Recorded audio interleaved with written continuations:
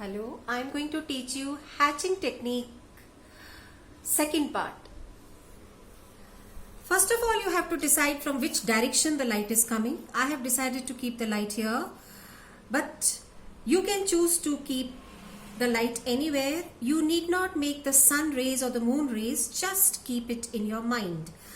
First method is by changing the distance between the lines, we create three tones. Pick up any pencil, any. Say I pick up 4B pencil and right in front of the light there will be a light tone. So I create a lot of distance between the lines to make the light tone. With the same pencil, the areas where the light cannot reach, I am going to make a dark tone, but this time we will be touching the lines to create the dark tones. You can hold the pencil like this also. This gives a very good effect for creating the dark tone in this method and also in smudging technique when we create the tones. For the medium tone, we are going to maintain a normal distance between the lines. So the medium tone is created. Now we can do the same thing with the colored pencils. I choose the blue, you can choose red, green, purple.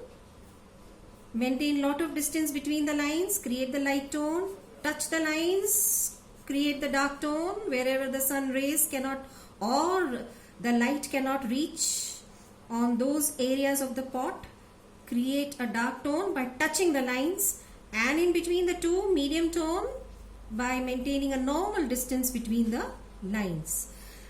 Second method, just by changing the pencils, we are going to create three tones. So for the first light tone, which will be right in front of the light, I pick up 2B pencil, maintaining a normal distance between the lines as I choose to do so. You can also choose to touch the lines all over the pot, but with the same pencil, 2B pencil, to create the light tone. Then for the dark tone, on those areas where the light cannot reach, I pick up 8B pencil, maintaining the same distance between the lines all over the pot just by changing the pencil. Here, picking up 8B pencil, I create the dark tone. You can also touch the lines if you choose to do so. Then for the medium tone, I pick up 4B pencil, maintaining the same distance between the lines. I create the medium tone with the 4B pencil. Just by changing the pencil, you can see the three tones are created. Here we can do with the colored pencil also. So I'll demonstrate. Take the pink color. I choose to touch the lines here. Instead of maintaining a normal distance between the lines all over the pot, I touch the lines all over the pot. Take the lightest color, pink color, for the light tone.